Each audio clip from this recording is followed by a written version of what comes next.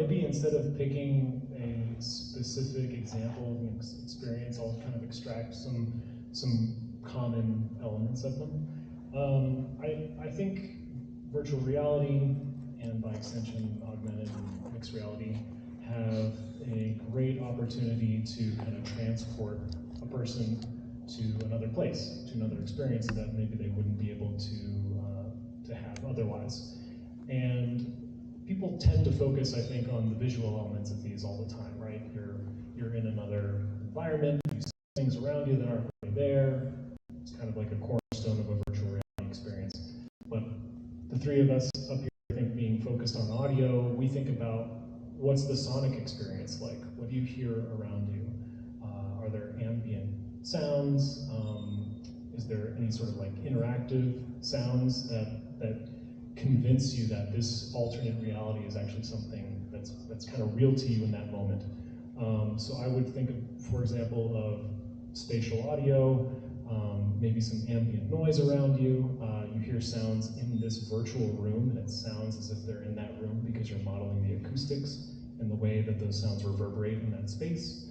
And to me, something that doesn't exist yet, but kind of like the ultimate version of this experience would be maybe talking to a virtual representation of a friend or a family member who's maybe in real world thousands of miles away, but they appear to you in this room with you, and it sounds, not only does it look like they're there with you, but it sounds like they're there with you. That creates real human connection, and I think sound is a huge part of that. So, kind of a roundabout answer to your question. I appreciate that. Now, Mike, if you would, we talked about perception. Can you tell everyone how a listener's individual interpretation of sound impacts how they experience an immersive environment or immersive audio? Yeah, similar to what you were saying. I mean, there's a question of what the source of the audio is. Do you feel like it's out there and it's just being transmitted to you? Do you feel like you are controlling it? Do you feel like it came from you and then maybe reflected in the space? And so we all behave very differently when we think that we're in control of something or if we're receiving, sort of the creative consumption difference. And I think one of the things we can explore more in these virtual spaces or augmentations is blurring those boundaries. And so we have smart content, interactive content that actually responds to you.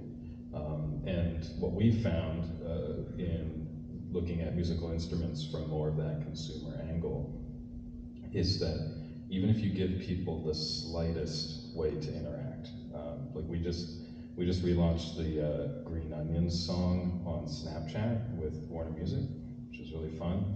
One of the lenses is your face as a spinning vinyl record, and when you open your mouth, the chords come in, so sort of the melody and rhythm part comes in. And it's just this one little thing. It's just some simple interactivity, but suddenly it's yours, and suddenly you can interact, and you might play with it longer than if the song was just playing out there. So we're trying to create these connection points, and what we found is people love it more, and they want to share it more, and that's what we're going after. So yeah, finding ways to be creative even within a consumption kind of mindset. Are there any specific techniques, David, that you would recommend around creating a more compelling kind of story? Well, there's a few. The first thing is don't use a spatial audio unless you have to. Because what I'm trying to say here is when you start playing around with the spatial audio, the first thought is like, I'm going to put so many things flying around and spinning around and making little funny sounds everywhere, and that's not good. That definitely is not good. It doesn't work. You get kind of dizzy, just overwhelmed, right? So the first thing is decide what is important to be heard in the spatial audio and what it doesn't have to be. For instance, let's say you have a very far away train, right? And it could be super fun to put the train with a lot of sounds and Doppler effect and whatever and move it around across the room. But at the end of the day, if it's far away, probably you don't care. You may have maybe a stereo reproduction of it, and that's it. You don't need to waste CPU resources and so on and so forth to create that train, right? So that would be the first thing. It's like use a spatial audio when it's needed. The second thing, know your tools. Basically, sometimes if you're creating let's say, environmental kind of scene, you don't need to create like 60 different spatial audio point sources. Maybe you could use just an ambisonic recording, and maybe the first order, 4 channels. That should be plenty for a lot of situations, right? So know your tools. And another thing is, if you're a professional in audio, you work with your DAW. I know there is plenty of tools that you can use in VR or AR. VR, I think, is one of them. But at the same time, I recommend to start using game engines. I know they are in theory game engines, but because spatial audio is such intrinsically linked to 3D objects, understanding how an engine moves the objects around, animates them, place them, obstructions, or anything that you could see on the engine will help you with the sound. And it will give it to you for free in most cases. You could say, any surface I have, or any object I have is an obstruction object, for instance, right? It will be much easier to try to explain that to a DAW system. How do you do that, right? You will have to mess around with the Q or whatever to make it work. So yeah, definitely know your tools and get used to game engines. I think they are a very useful thing for speciality. That was a great answer. User experience, we're going to move along. And please forgive us, we're going to move really fast because I want to make sure that you guys can ask as many questions as you'd like. On user experience, Fred, we talked about developments and developers and how we're always focused on UX and UI, but can you talk to us a little bit about the acoustic experience specifically? By the way, this question originated from a conversation we had preparing for this panel, and we learned very quickly that they are very audio focused, and I am very visually focused. And they were using terms and words, and I was like, wait, but what am I gonna see when I get there? Like, what are you gonna show me? And they were like, no, sound, what you feel. And I was like, oh, we experience things totally different. And what's really neat is my work and their work together builds some of the most impactful works that consumers love. So if you could tell us about the acoustic experience and why prioritizing that really matters. Sure. So yeah, I think when we were talking about this, basically this concept of spatial audio, it's a term that gets thrown around a lot. It's very overloaded. It means different things to different people. There's lots of different flavors of what you could call spatial audio. So yeah, depending on the experience, you can choose a variety of ways to render audio to the listener. So I'll just talk about maybe 3 different versions of that and the different kind of experiences that you can elicit with these things. So first kind of way to render audio to a user is what we would call headlocked or 0 degrees of freedom. So this is something that people are maybe familiar with when you're wearing headphones. So I'm listening to music. It has 2 tracks, left and right, and you have left going into one ear, right going into the other ear, but the headphones are locked to your head. So as I move my head around and I look around the room, I very quickly notice the music is not in the space. It's on my head, right? It feels inside my head, actually. So there's no externalization, and it has no spatial component to it. It has nothing to do with the space that I'm in. The next step up is something that we would call 3 degrees of freedom body locked. So this is kind of like a concept of a sphere of audio around you. So things start to sound externalized, and you're able to hear a difference between front and back, and elevation up and down. So people might be familiar with things like Dolby Atmos, or other kind of like forms of spatial audio that are offered by different music services, like Apple Music, for example. These are examples of 3 degrees of freedom. Basically, you can rotate your head within that sphere of sound, and it does feel like it's all around you. It's coming from behind you, in front of you, above you, below you, but you can't walk towards this sound that's over there and get any closer to it, right? You're always in the center of the sphere. So it's really just orientation of your head. The next step up is 6 degrees of freedom world locked, and this is what we all experience in our real lives, day to day. Music is playing out of the speaker over here.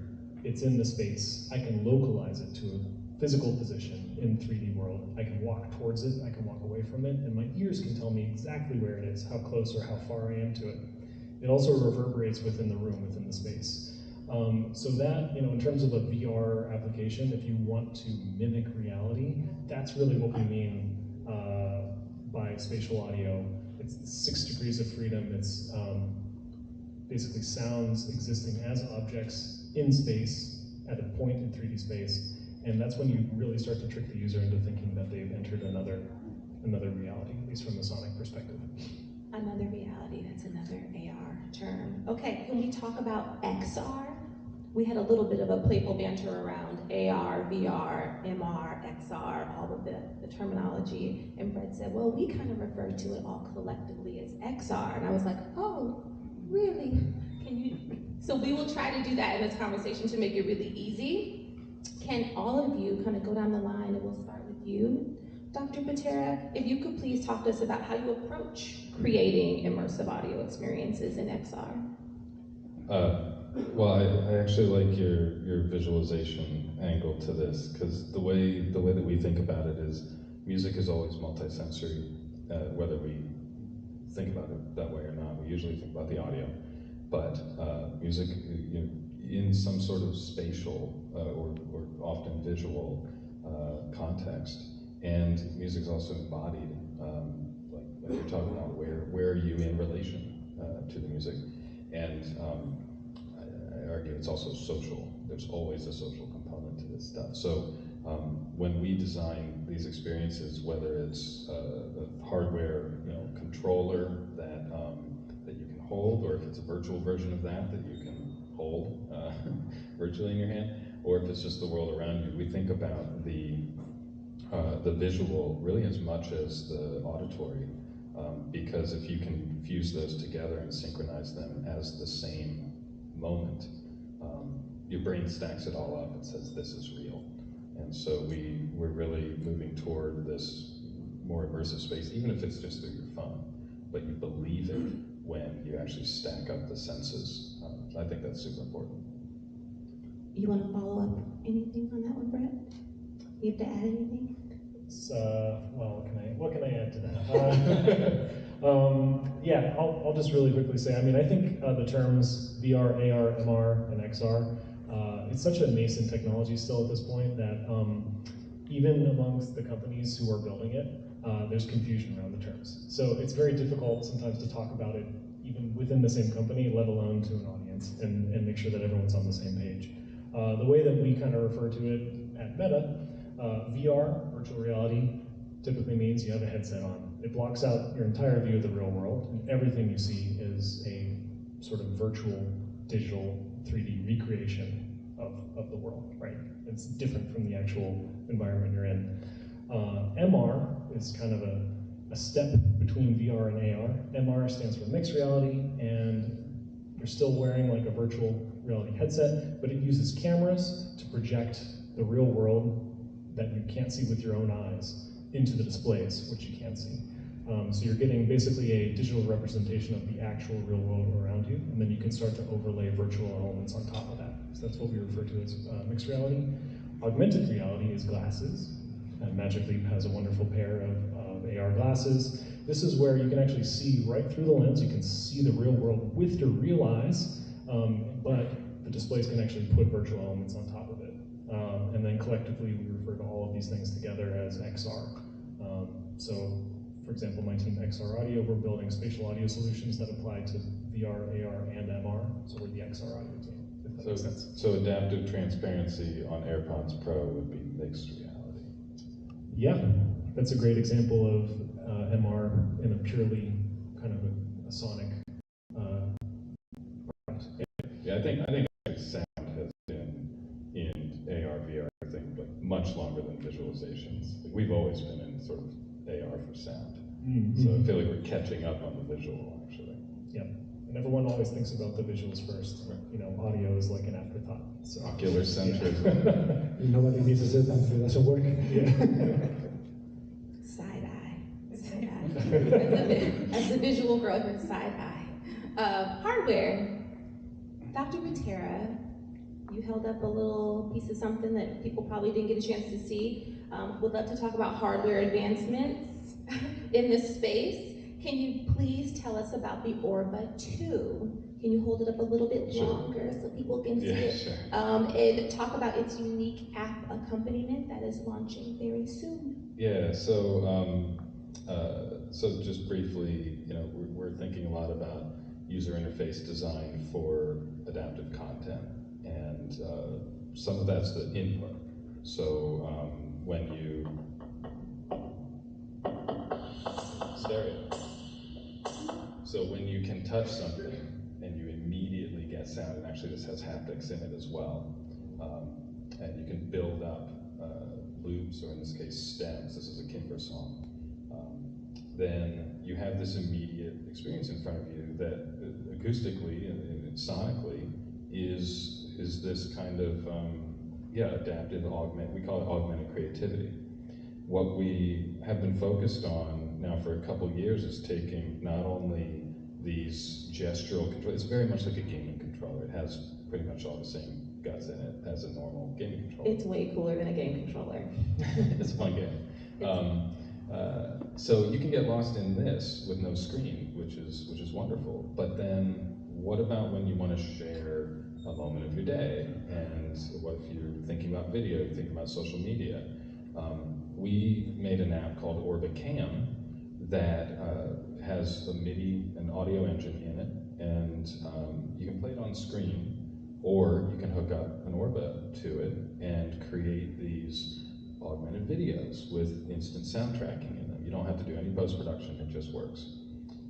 So we launched that, and this is kind of building out, how do you want to access the same experience? And now what we're getting into is more augmented reality through the camera. So we think of it as a musical camera app, and that's where Mini Beats comes in. And so soon we will be launching this app where you can really make music, whether it's through hardware, on screen, or with gestures, or even with pointing your camera out in the world, and it kind of comes to life, like a Fantasia experience.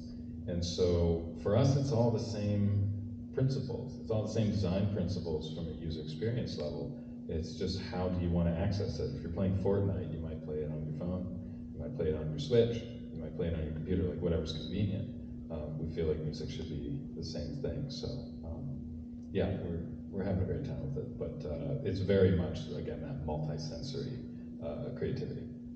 It's a 10 out of 10. Please stop by and see it at the end. Will you please talk to us about, at the enterprise level, the work that Magic Leap is doing is quite brilliant, and David will share their magical, wonderful hardware they're building. Right, so as we mentioned before, it's an AR device, so basically you see through it like a normal pair of glasses, but we put things on top of it, right? And there is a technology that we developed called segmented dimming, which is basically a way of adding some like black background to some graphics, right? It's, the programmer could choose if you want to apply it or not. The reason is if you have a see-through AR device, you cannot represent black color because it will be empty and you will see through, right? So with segmented dimming, you could actually make something solid behind, so you would actually see black color or any other like dark color, right? And it helps with seeing the graphics nicely. So the cases we're working with, as you may know, Magic Leap started being more of a consumer product, but we completely refocused into enterprise, because there is a few cases that actually could really use the AR glasses. We were talking a second ago about surgery. Surgeons are used to have all sort of things hanging from their head. So an AR device is just another pair of glasses kind of thing, right? That's fine. And but the cool thing is there's a company that works with us called Brain Lab, that they have this imaging software where you could have MRIs and X-rays and whatever, and a whole team of surgeons could talk through this app and then decide, well, one of them is actually doing the operation. There might be other, like displaying the volume of the MRI, saying, well, this is what we need to do, careful with this nerve here, whatever. And they do the planning and the surgical procedure, everything they could do it with the device, right? That was one of the cases that we've been working on. Another one was For instance, for first responders, when there's a big fire, they need to kind of plan the attack to the fire, right? And so we have software that will display like the terrain, where do we have the different assets, I mean, trucks or planes or whatever it might be. And you could have people virtually joining the meeting, so they could be in different points of the space, and deciding, well, you're going to go this way, you're going to do that thing, whatever. So that would be another case. There is another video somewhere in our website, in magicleap.com, where Lowe's and NVIDIA actually creating like a mixed experience where you could actually see how to place the different objects you have in the store. Like you could do like a virtual placement of things, so you could organize your store better, your space better, and even like useful communications and so on and so forth. Of course, all the typical enterprise communication things, right? So you could have virtual meetings, and we'll talk about that as well. So yeah, it's basically trying to make a case for the enterprise use of AR. And by the way, people don't even know what we're talking about when we get there. As we mentioned before, it's like, we have AR. It's like, what is AR? Then we show them, and they say, that's what you mean. That is a super important piece. Let's talk about acoustic environments. We had a little bit of a discussion around the term immersive audio versus spatial audio. I call it one thing, they call it another thing. When we spoke, Brett and I have a playful banter. I asked you to define the difference, because that's what a marketer would do. And you referred to spatial audio around the degrees of freedom that you mentioned earlier. How would you define the distinction for marketers? How would you say, this is immersive audio, this is spatial audio, these are the key differences? Or are they the same? What's in the name? No, absolutely. There's, it's, again, spatial audio, immersive audio, these are tricky things to kind of lock down and assign a very concise definition to. But at least from my perspective, when I talk about spatial audio, I'm talking about being able to localize sounds in 3D space. So like, this is something that humans do naturally, and you're doing it all the time, and you might not realize that you're doing it, but when something makes sound, the sound waves arrive at both of your ears, but they arrive at slightly different times. The sound wave's gonna arrive in the ear that's closer to the object a little bit earlier than it arrives in the other ear that's a little bit further away. It's gonna be a little bit louder in the closer ear and a little bit quieter in the ear that's further away. Also, those sound waves, they bounce off of your head, they bend around your torso, they reflect off of the pinna, which is your outer ear. Everyone has a different shape ear, different size head, all of these kinds of things, and all these things together form something called the HRTF, the head-related transfer function, and that filters and changes the audio by the time it arrives at your brain. Your brain is this amazing piece of wet machinery that reconstructs all of those pieces of data and can tell you very precisely where that sound is coming from in 3D space, and it's just an amazing thing that we as humans can do. When you try to replicate that process with a virtual object that is making a virtual sound, which is not in the real world, and you apply all of those changes to the audio signal before then playing them for the user at each ear, you have made spatial audio. So that is my definition. You're basically replicating all of the sort of acoustic phenomena that happen in the real world before playing the sound to the user, so that they can precisely tell exactly where it's coming from. Does that help put a definition on it? We're gonna find out when Q&A comes up. Okay. We'll find out soon. What are the key technical and perceptual differences, David, around spatial and immersive? Well, again, we go to the definition.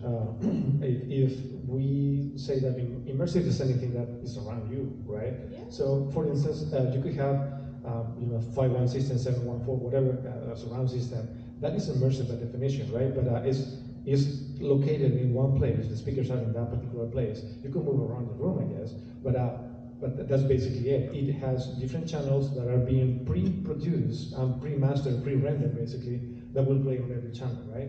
There is variations on it. Of course, Atmos has all the object-based audio. It changed a little bit the thing, but anyway, that's the general idea, right? So when you go to spatial audio, basically you're recreating the whole thing. You're basically starting with an audio source that has no effect whatsoever, and then you start adding up, as he mentioned, right? Basically, you need to look at your to start applying HRTFs and whatnot. So basically, at the end of the day, you have a whole thing, and the object is going to feel like it's real somewhere in 3D. So you could get closer to it, you could interact with it, if you could make it occlude when you go behind something, right? All those things you cannot do with a multi-channel setup, for instance. So that's probably the main difference. That kind of the interactivity and the rendering. The rendering happens based on the user movement, the user feedback, so to speak, right? Everyone is trying to duplicate live experiences. Let's talk about how we might be able to do that. We'll start with you, Dr. Patera. Well, I might have a different take on this than what you guys. Great. I hope you do. Yeah. I'm mainly focused on giving people their own kind of acoustic space to play with, and so so as a hi-fi listener, I might be sitting at home wanting the clarity of whatever the original performance was, and that's a desire. But from a creative standpoint, what I want is sort of access to an experience like interacting with, say, a grand piano, or increasingly not an instrument invented centuries ago, but sounds that I might enjoy that are super responsive. And so rather than replication, mainly what I'm thinking about is interaction and modulation, and the way that even with sounds that we are familiar with, or even whole songs, what are those ways that, like you kind of just said it, that they could respond to people, because that engenders a feeling of reality that might actually matter more to the users or the players' happiness at that moment, to feel like, oh, I did that, or that little movement I made mattered for the music. So I'm actually not looking for fidelity in AR, if that makes sense. I am. I am too. I know. I like what you do. Yeah. Tell us, Brett, how brands or artists can essentially duplicate themselves or what they sound like with immersive audio or spatial audio, or if they can't. Yeah, I think this is a very, what we'd call like a greenfield area at this point. There are so many opportunities and options for how you might want to recreate a live experience, but maybe let's just kind of limit the scope here to like a concert, So maybe there's a concert happening, you would really like to go in person, but you can't, but you have a VR headset. How do we solve this problem? How do we teleport you with your VR headset to that concert? How do we make you feel like you're actually there? One example of how I think this might potentially play out, imagine you have a band on stage, and there's 5 instruments, a couple guitars, a bass, drums, keyboard, a singer. If we took from the front of house mixer, the person who's actually mixing the concert there, we took each one of those tracks individually, okay, and we live streamed those out to a virtual concert. And then we had a 3D space with representations of those musicians on stage. And we used spatial audio to localize the sound of each instrument to its position on stage.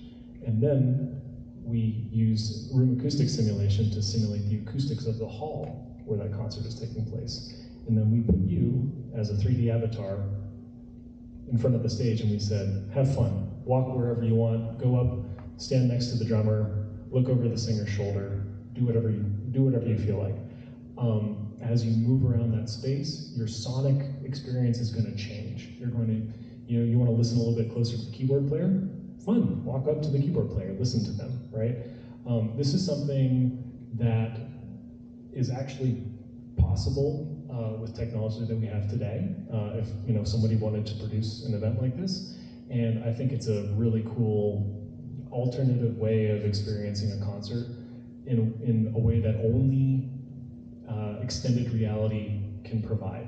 no way could you, as a, there's unless you're a super VIP, there's no way you're going to be able to walk around stage while a band is performing, right? So to me, like, yeah, that's just one example of how something like this might play out, but it's totally within our reach, and it's just up to us to build it. I think she may want a mocap capture and avatars to dancing as well, right? Yeah. With your visual. You want that? I do.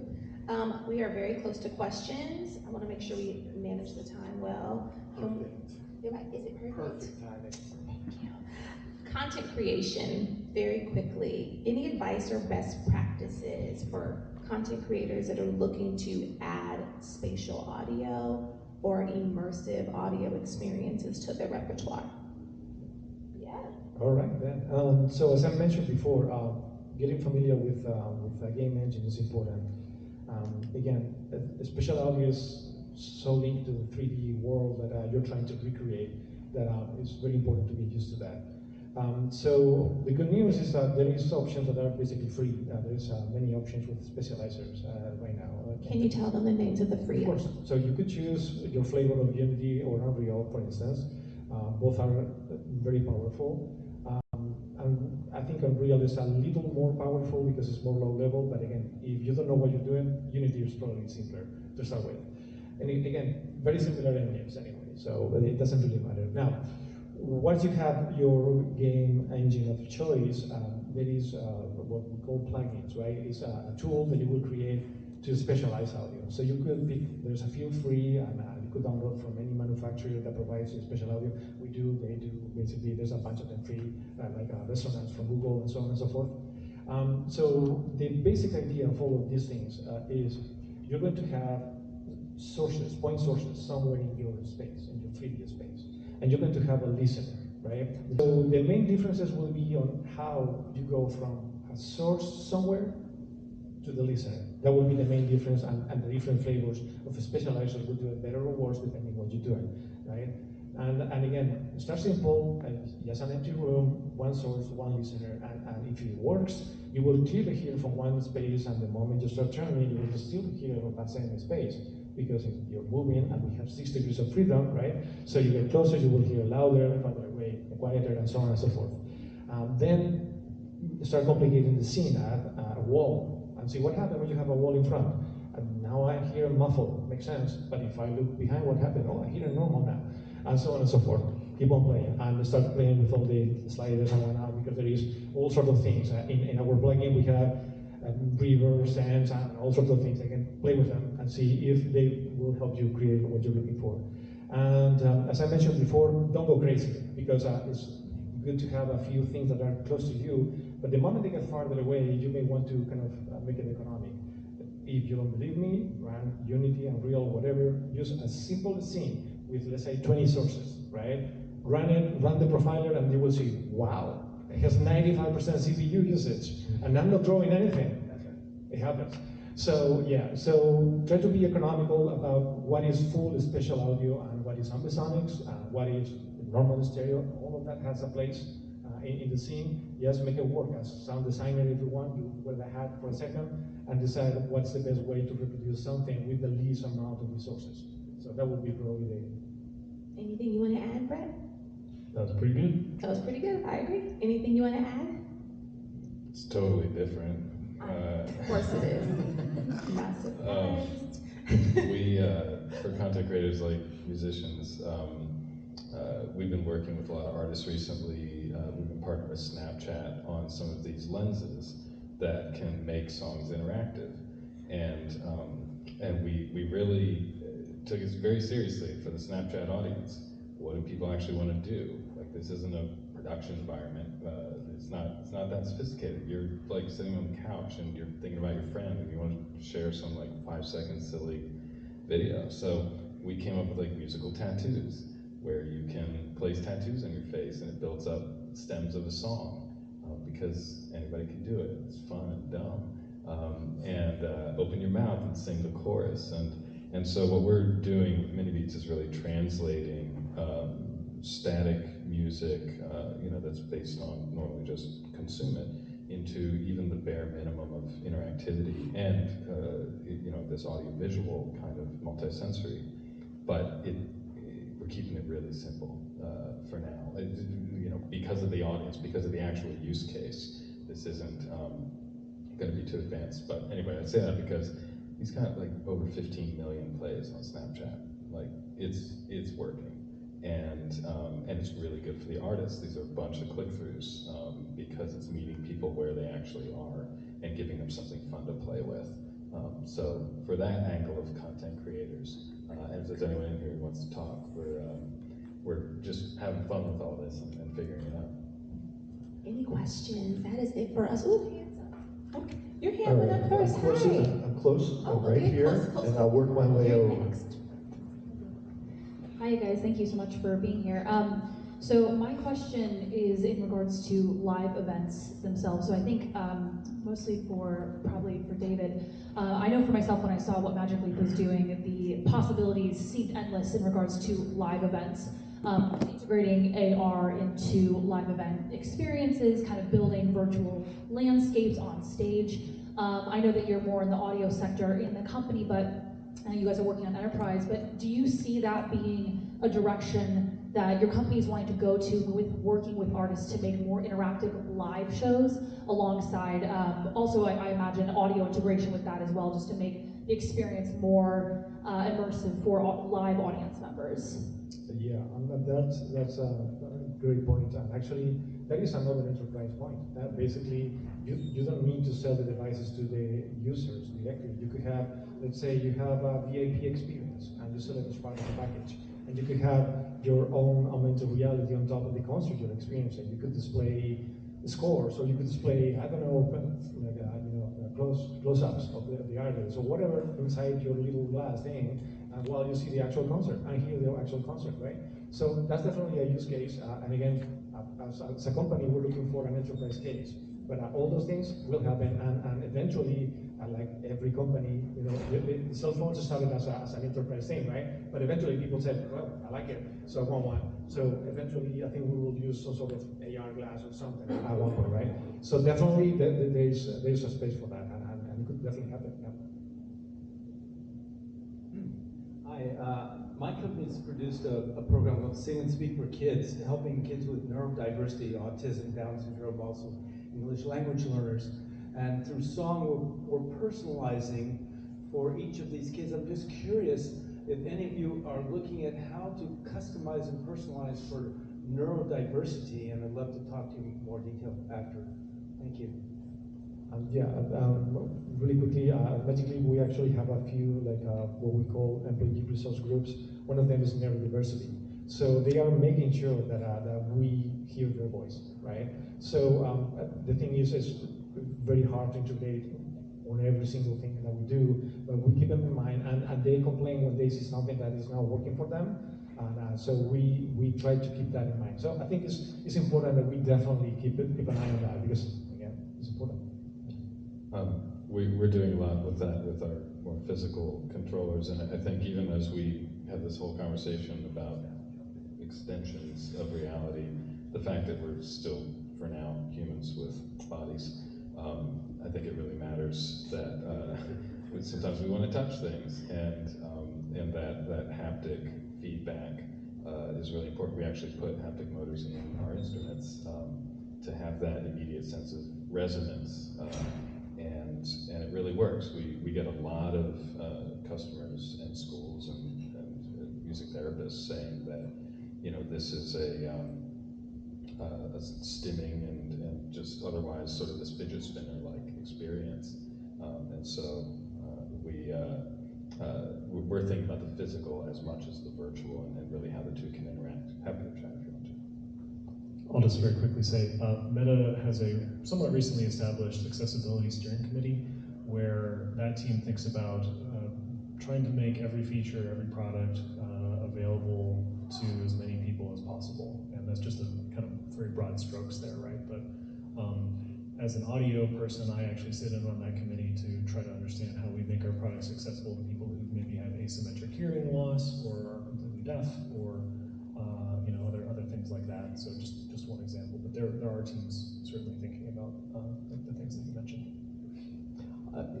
Yes, sorry, I was just asked to ask a question.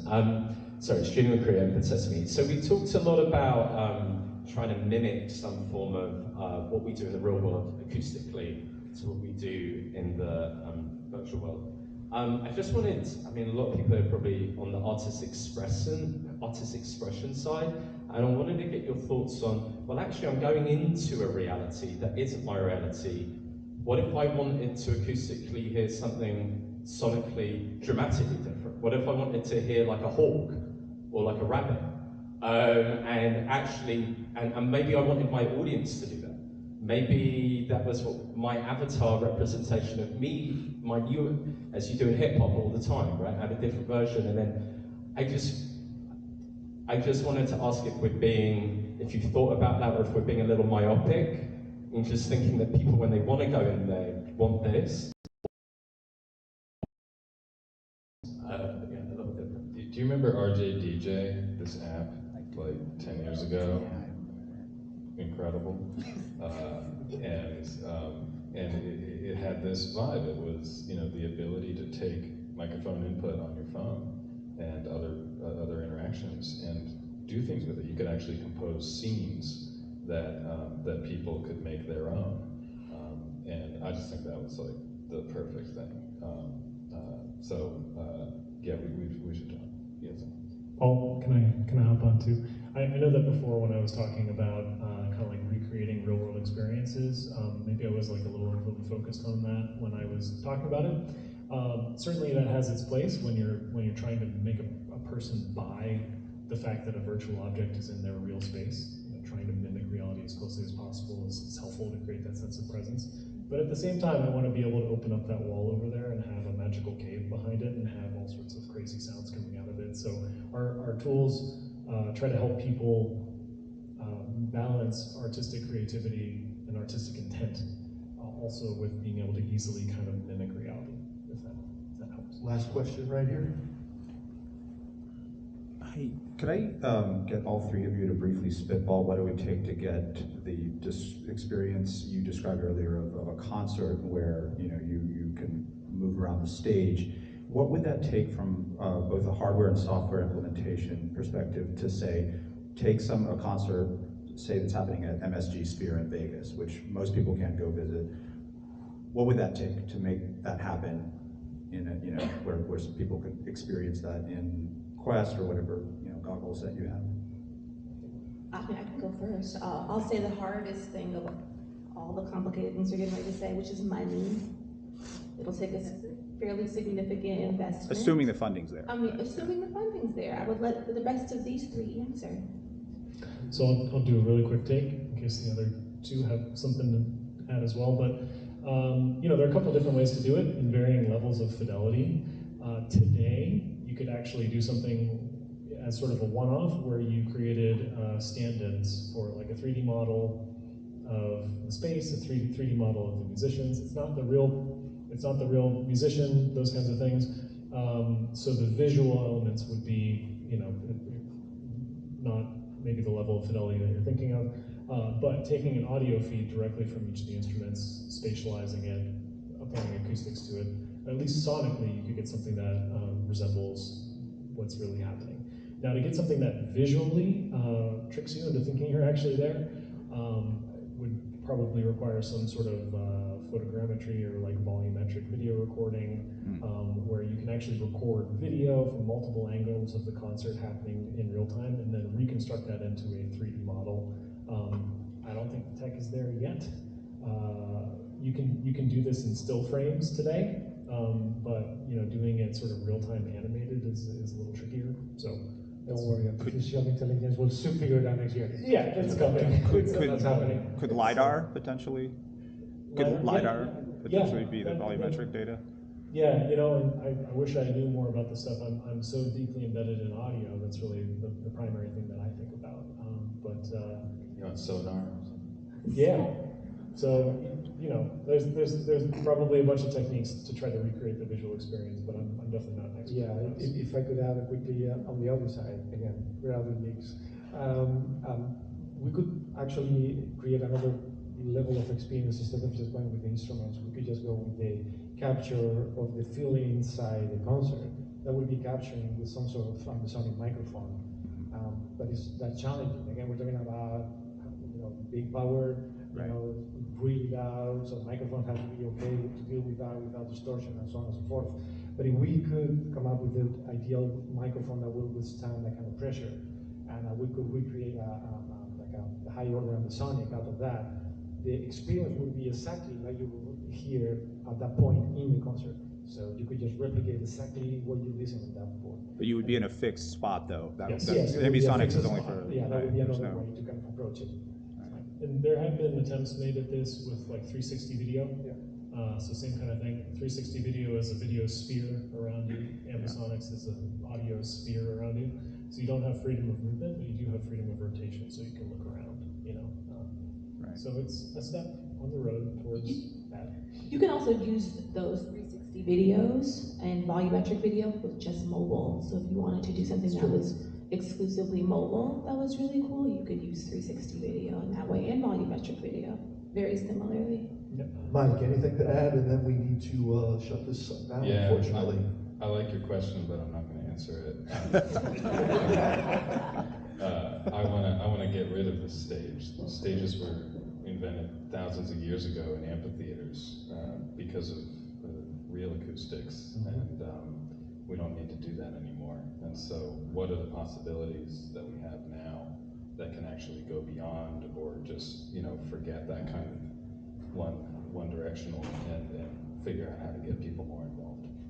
What a great way to leave it right there. Thank you so much, everyone. Round of applause.